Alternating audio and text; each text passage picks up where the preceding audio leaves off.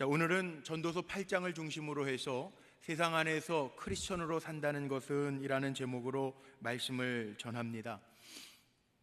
우리가 크리스천 그러면 예수를 따르는 사람들, 기독교인들 이렇게 이야기하는데, 영어로 우리 신학교에서는 크리스천 할 때 약자로 쓸 때에는 그리스도를 상징하는 X자 옆에 사람이라고 하는 전미어, 영어에 AN을 보통 붙이는데, 크리스찬, 그 AN의 약자 N을 써서 크리스찬이라고 하는 것을 약자로 그리스도를 상징하는 X자에다가 N자를 붙여서 쉽게 간략하게 씁니다. 약어로 사용합니다.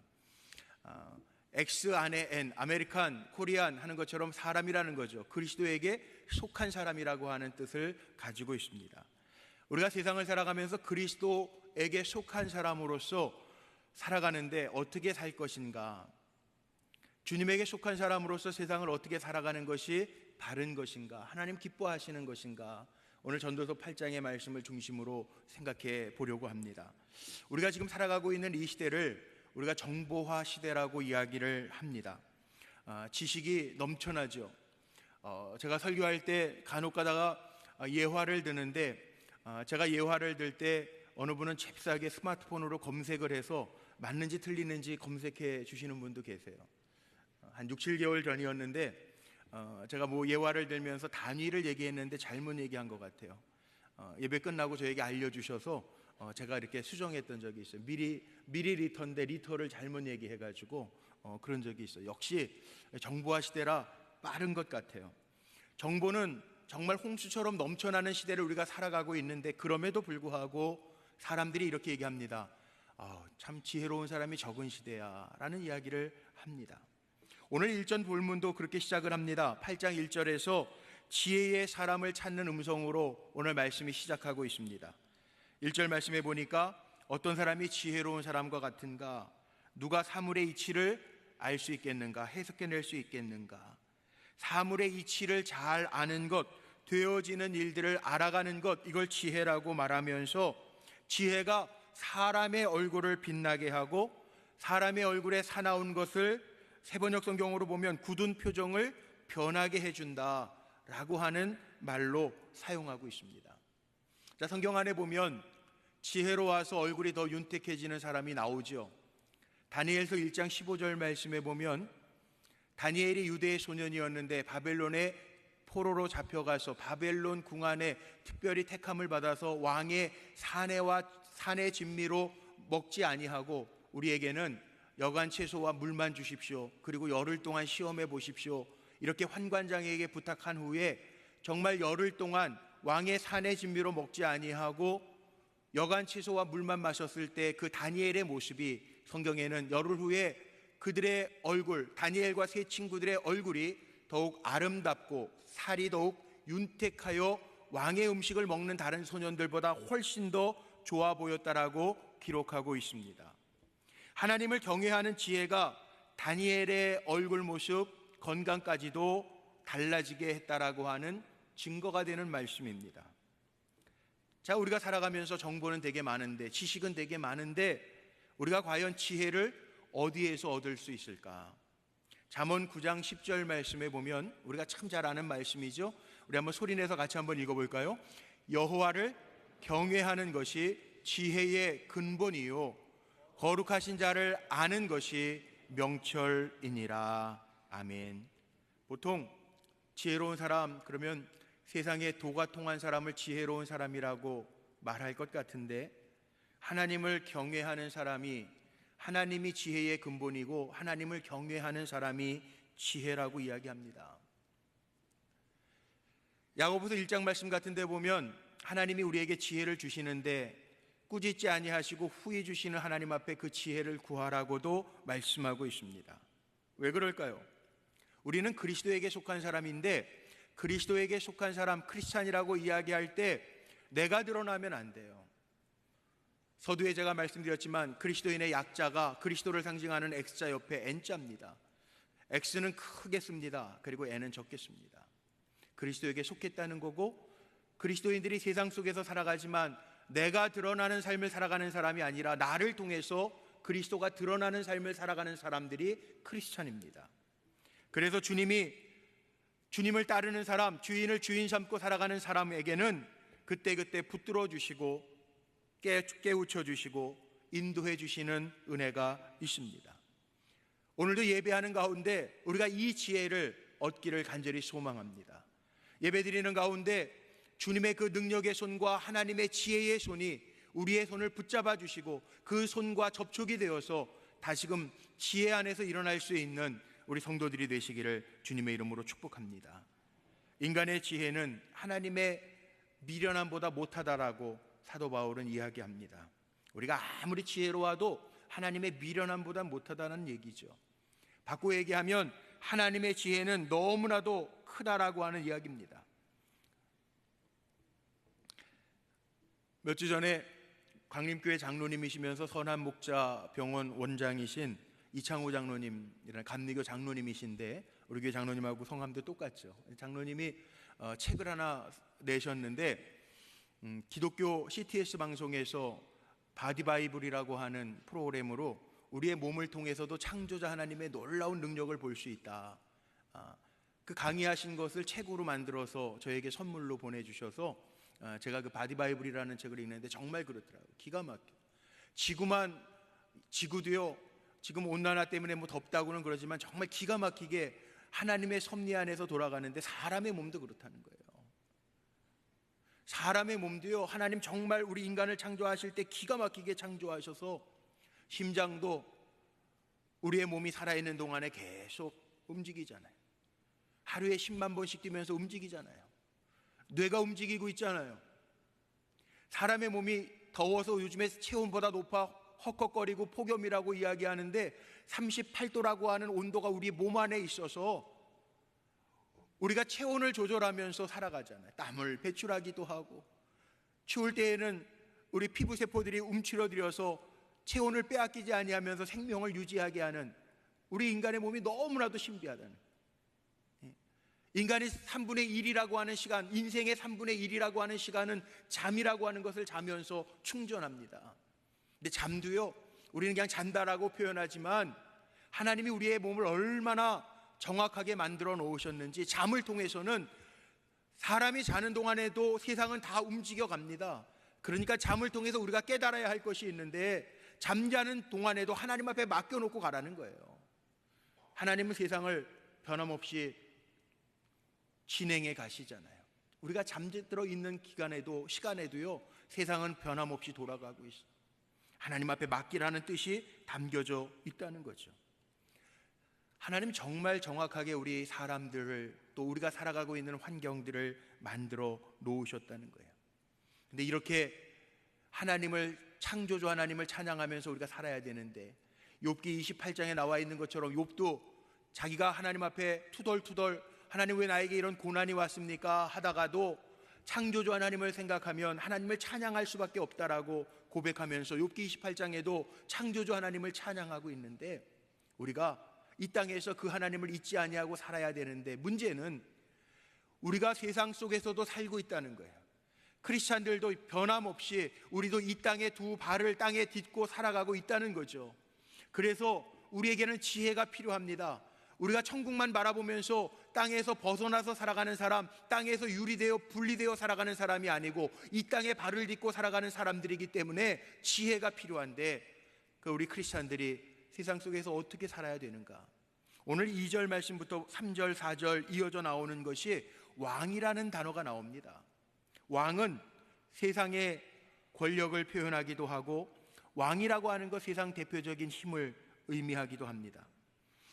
오늘 말씀 속에 3절의 말씀에 보면 왕 앞에서 물러가기를 급하게 하지 말며, 이 얘기는 왕을 세상의 절대 권력으로 표현한다고 볼 때, 세상에서 살아갈 때 우리 크리스찬들이 어떻게 살아야 되느냐? 세상에서 급히 물러나서 살지 말고, 세상과 분리되어서 살아가지 말고 세상 안에서 살아야 되는데, 세상 안에서 물러나지 아니할 뿐만 아니라 악을 행하지 말며 살지어다, 이렇게 3절에 나와 있습니다.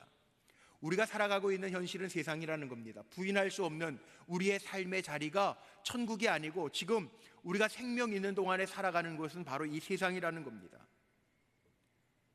교회도 산속에 있는 것이 아니고 이 세상과 분리되어져 있는 것이 아니고 지금 교회도 세상 속에 있습니다. 성경 속의 성경의 전체 66권 가운데 요절을 말하라고 하면 요한복음 3장 16절을 이야기하죠. 기독교인들이면 누구나 외우고 있는 말씀. 하나님이 세상을 이처럼 사랑하사 독생자를 주셨으니 누구든지 저를 믿으면 멸망치 아니하고 영생을 얻으리로다.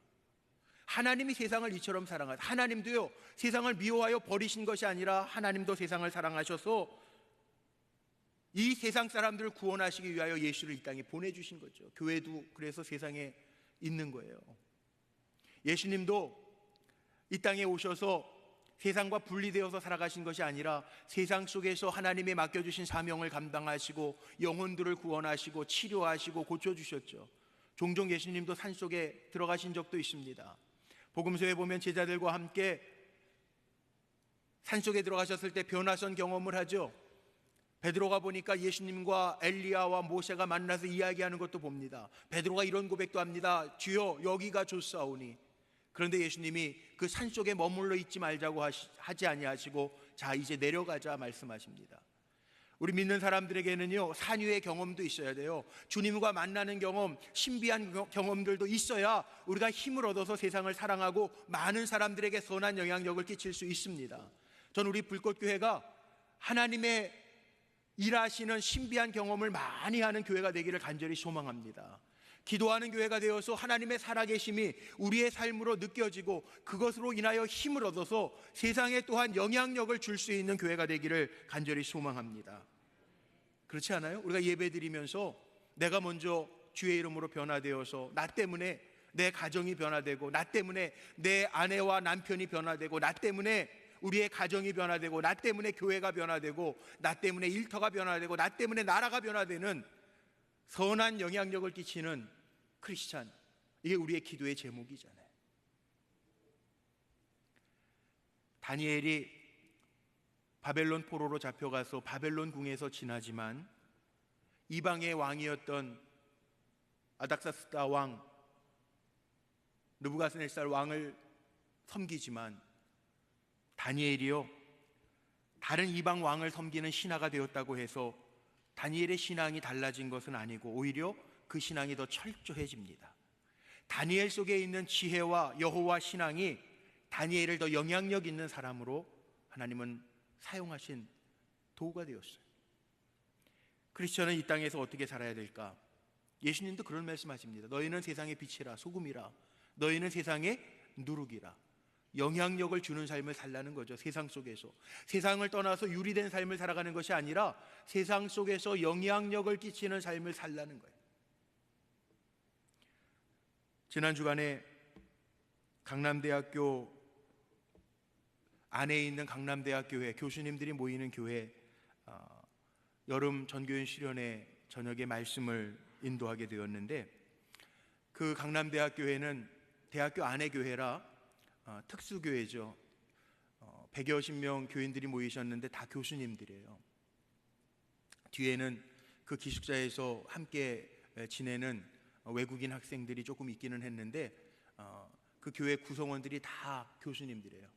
그 학교의 총장님이 장로님이시고 부총장님 장로님이시고, 그래서 교수님들이 한 100여십 명 모여서 전교인 수련회를 하는데 2박 3일 동안 전교인 수련회를 하는데 제가 말씀을 인도하게 됐어요.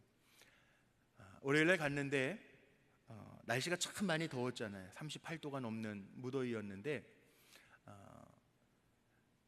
예배 인도하기 전에 그 교회 사무실에 들어가서 목사님과 또 장로님들 몇 분과 이야기를 나눌 시간이 있었습니다.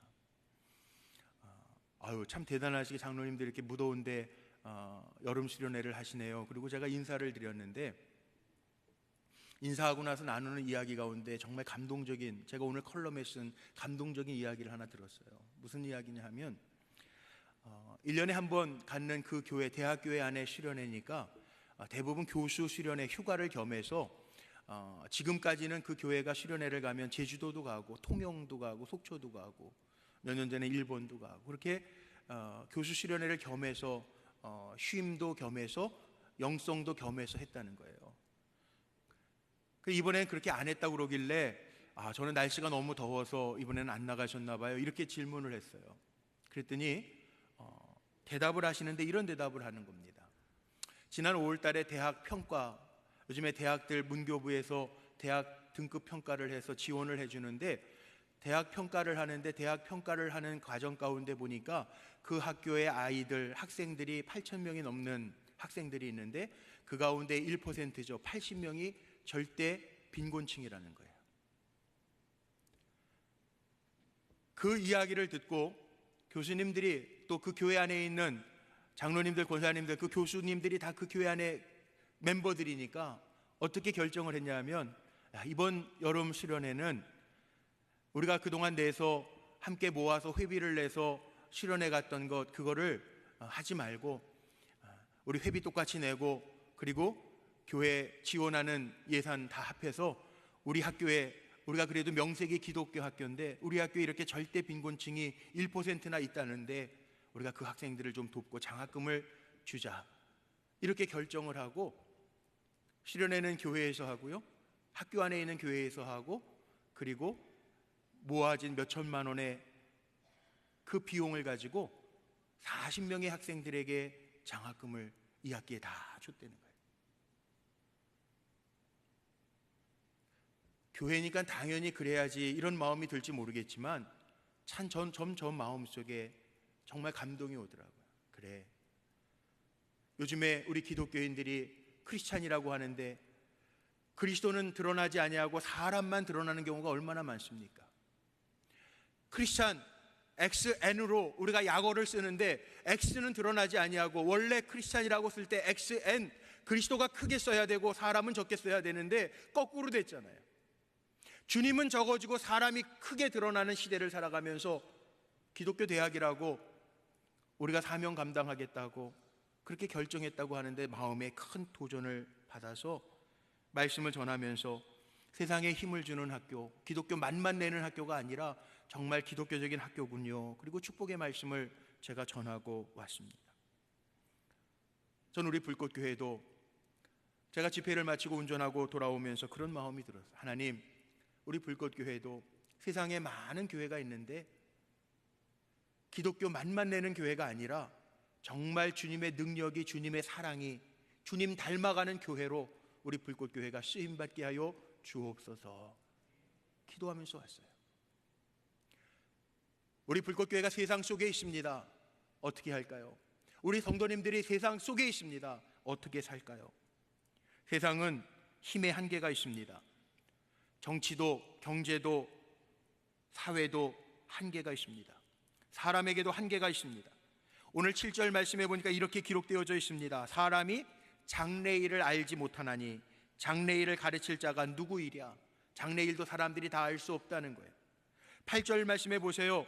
8절 말씀해 보니까 바람을 주장하여 바람을 움직이게 할 사람도 없고 죽는 날을 주장할 사람도 없으며 전쟁할 때 모면할 사람도 없으니, 사람이 없대요. 사람이 없고 없대요. 바람을 주장할 사람도, 죽는 날을 주장할 사람도, 전쟁할 때 모면할 사람도 없대요. 사람도 없, 한계가 있다는 거예요. 요즘에 날씨가 정말 대한민국을 데프리카라고 할 정도로 더워졌습니다. 폭염이었습니다. 속수무책이죠. 사람이 한계가 있더라고요. 아무리 과학이 발달해도 날씨 하나 우리가 다스릴 수가 없어요. 이게 사람의 한계예요. 얼마 전에 장례식을 가면서 장례 예배를 인도하러 가는데 뒤에 봉고차에 우리 권사님들이 그러는 거예요. 종달이라고 하는 태풍이 하나 올라오는데 우리나라로 제발 좀 올라왔으면 좋겠다고. 아니, 태풍은 우리나라 피해 가기를 원했었는데 너무 더우니까 우리 권사님들이 뒤에 앉아가지고 이번에 태풍 좀 올라와서 바람도 불고 좀 비도 뿌려야 되는데 그러시더라고요. 근데 그것마저도 비껴갔어요. 우리의 힘으로 할 수 있는 거 아무것도 없어요. 세상의 권력은 사소한 것이고 세상의 파워도 허망한 거라고 하는 이야기를 지금 하고 있죠. 그런 가운데에도 오늘도 강조되어서 나오는 말씀이 있습니다. 크리스찬들이 해야 할 일들, 악한 세상이고 때로는 악이 뭔지 의가 뭔지 헷갈리는 세상을 살아가지만 우리가 해야 할 일이 있는데 그것은 하나님을 경외하고 하나님을 높여드리는 일이라는 거예요. 오늘 본문 말씀에 보니까 9절로부터 14절 말씀을 보면요, 이게 혼동되는 이야기가 나옵니다. 악한 사람과 올바른 사람이 세상에서 어떤 대접을 받는가? 혼동스럽죠.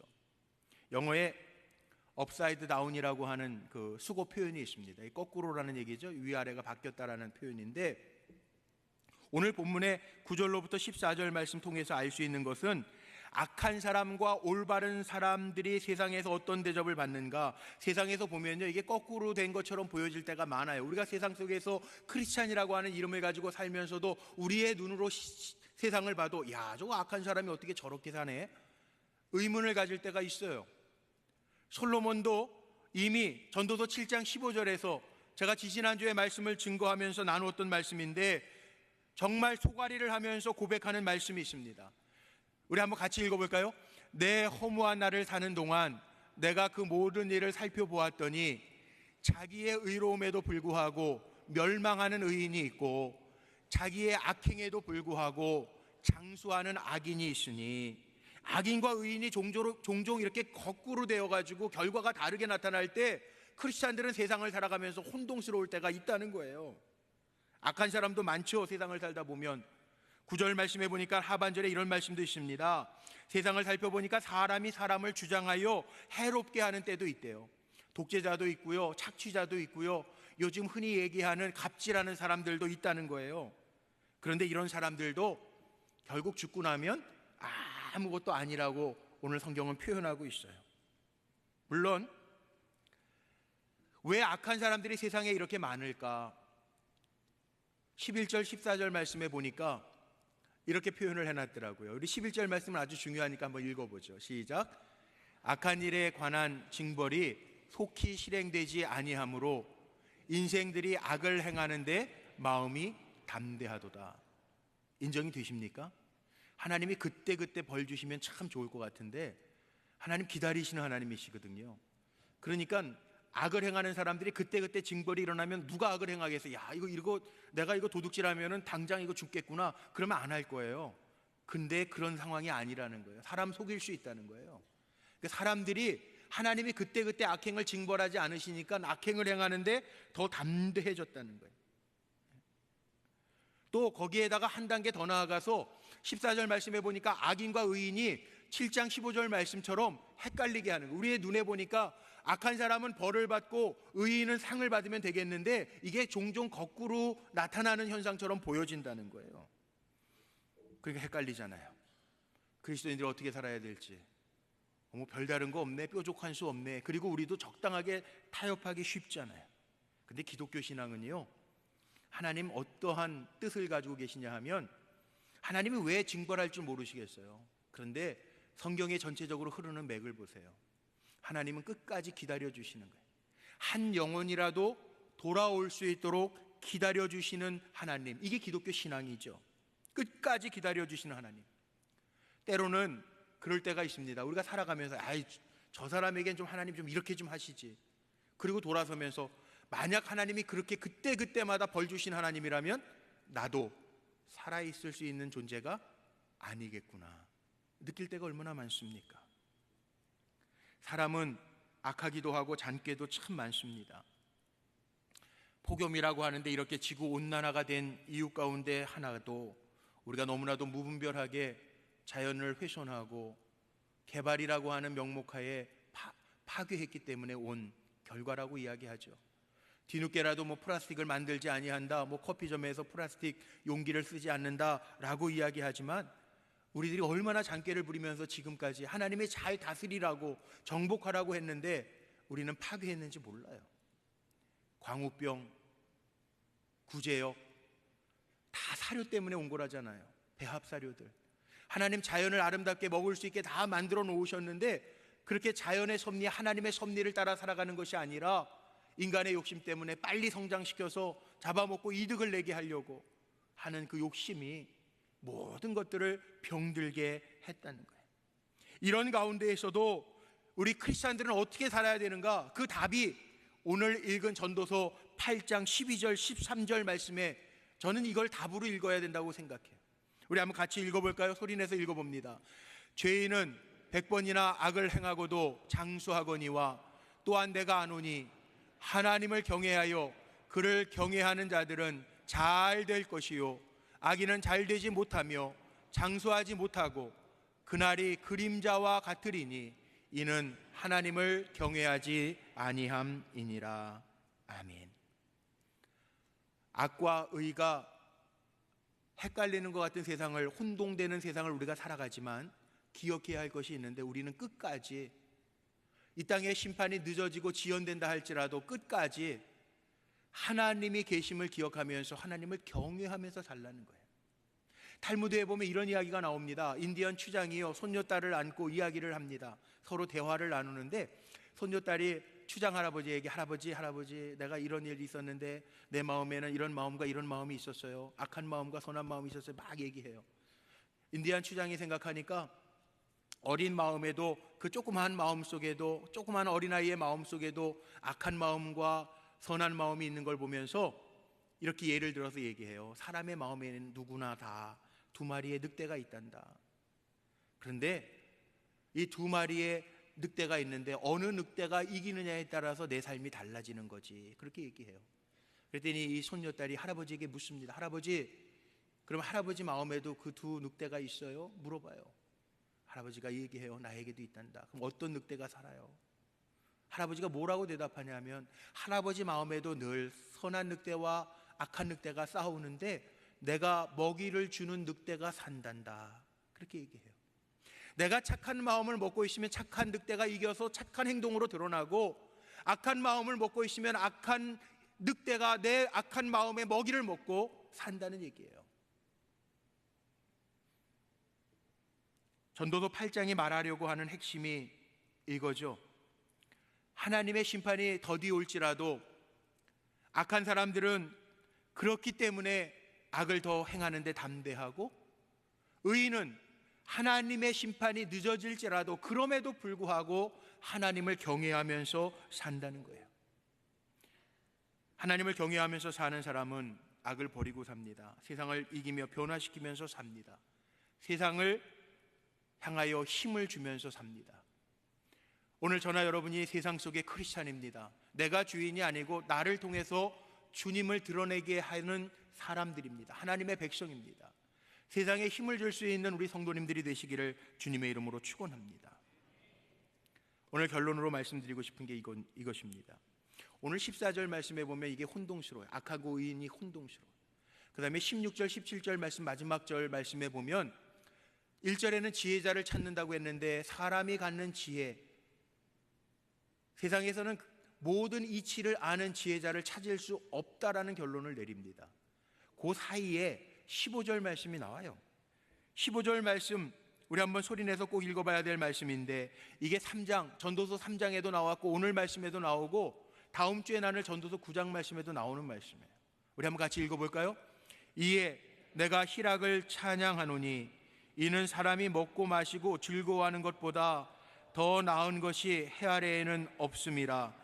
하나님이 사람을 해 아래에서 살게 하신 날 동안 수고하는 일 중에 그러한 일이 그와 함께 있을 것이니라. 아멘. 이게 무슨 말이냐 하면, 쉽게 표현하면 이런 말입니다. 나는 생을 즐기라고 권하고 싶다. 사람이 먹고 마시고 즐거워하는 것보다 더 나은 것이 해 아래에는 없다. 이렇게 얘기하면, 야, 먹고 마시고 즐기자, 마치 불신앙적인 쾌락주의를 이야기하는 것 같은데 그게 아니라 디모데전서 6장 17절 말씀에 나오는 것처럼, 사도 바울이 이야기하는 것처럼 우리가 살아가는 동안에 하나님의 주신 복들이 있는데 지금 순간에 만족하고 감사하면서 기쁨으로 살자라고 하는 이야기예요. 막스 러너라고 하는 철학자가 있습니다. 사회학자가 있습니다. 이 사람이 현대인들을 가리켜서 뭐라고 평가를 했냐 하면, 지금 우리가 살고 있는 이 시대는 과거 어느 때보다도 더 많은 자유를 누리고 행동의 제재를 받지 않고 살아가고 있는 시대인데, 충격적인 것, 놀라운 것은 뭐냐? 우리가 하고 싶은 것, 가고 싶은 곳, 생각하고 싶은 것 마음대로 하면서도 우리 인간들이 기쁨을 잃어버렸다는 거예요. 한마디로 이 시대는 기쁨을 잃어버리고 사는 시대라는 거예요. 여기 먹고 마시고 즐거워하는 것, 이거 하나님이 우리에게 주신 복인데 감사하면서 기쁨으로 누리면서 살라고 하는 말씀이에요. 죄지라는 얘기가 아닙니다. 하나님을 경외하는 자는 악에서 떠난다라고 오늘 본문에도 분명히 기록하고 있어요. 오늘 결론은 뭐냐? 다른 데서가 아니라 주어진 일상에서 보람을 찾으면서 매 순간순간 감사와 기쁨으로 수놓고 살아가라고 하는 하나님의 메시지, 인생을 향한 기대가 담겨져 있습니다. 여러분, 멀리 보지 말고요, 매 순간순간 그때그때를 걸어가면 결국은 하나님 높이시는 은혜가 있는 줄로 믿으시기를 바랍니다. 마지막 예화를 들고 말씀 마치려고 하는데, 제가 중학교 때 부모님과 더불어서 설악산 울산바위를 정상에 올라간 적이 있어요. 제가 이렇게 보여도 중학교 때 이미 울산바위를 정복했습니다. 그 울산바위, 흔들바위를 지나서 울산바위를 올라가는데, 처음에 올라갈 때는 한 2시간이면 올라간다고 사람들이 다 그래서 올라가기 시작했는데, 이 웬걸 4시간 반 정도 걸렸던 기억이 나요. 근데 울산바위 가보신 분들 아시겠지만, 울산바위 올라갈 때 정상에 가면 마지막은 계단입니다. 계단. 제가 지금도 안 잊어버린, 지금 공사해서 더 많아졌는지 모르겠는데, 제가 중학교 3학년 때 울산바위 계단이 몇 개였냐면 1708개였어요. 정보 찾아보셔도 정확합니다. 1708개 계단을 올라가는데, 계단 올라가기 시작할 때 저희 어머니도 올라가요. 다 올라가요. 올라갈 때 1708개라고 밑에서 이렇게 써 있으니까, 하나서부터 제가 쉬면서 올라가니까 올라가고 있는 중에 내려오시는 어떤 아저씨 한 분이 저에게 그래요. 그거 세면서 올라가면 더 힘들어. 그냥 한 계단 한 계단 올라가면 다 간다. 그러시는 거예요. 정말 쉬면서 올라가니까, 세면서 올라가니까요, 내가 지금 100개밖에 안 올라왔네, 200개밖에 안 올라왔네, 이런 마음으로 올라갔어요. 근데 그 다음부터 안 세고 올라가니까 몇 개 올라갔는지 모르니까요, 올라가는 걸음걸음마다 최선을 다해서 그냥 올라가요. 올라가다 보니까 정상이더라고. 인생도 이와 마찬가지예요. 따지면서 살면요, 쉬울 것 같은데, 정확할 것 같은데 안 그래요. 우리는 하나님 앞에 맡겨놓고 나에게 주신 복을 헤아려 보면서 감사와 기쁨으로 한 걸음 한 걸음 최선을 다하면서 나아갈 때, 하나님의 역사와 섭리가 우리를 통하여 임할 줄로 믿습니다. 크리스천은 그렇게 사는 거예요. 주님께 맡기고 나에게 주어진 시간들, 나에게 주어진 여건들을 감사함으로 기쁨으로 한 걸음 한 걸음 나아가 살아가는 것이 크리스천이에요. 마지막 노동 시인으로 알려진 박노해 시인의 인다라의 구슬이라고 하는 시의 마지막 부분만 읽어드리고 오늘 말씀 마쳐요. 거기에 이런 시가 있습니다. 새벽 찬물로 얼굴을 씻고 서툰 붓글씨로 내 마음에 씁니다. 오늘부터 내가 먼저 달라지기, 내가 먼저 인사하기, 내가 먼저 정직하기, 내가 먼저 실행하기, 내가 먼저 손 내밀기, 내가 먼저 돕고 살기, 무조건 내가 먼저, 속아도 내가 먼저, 말없이 내가 먼저, 끝까지 내가 먼저. 우리 불꽃교회 성도님들이 그렇게 사시기를 주님의 이름으로 축원합니다. 기도하시겠습니다.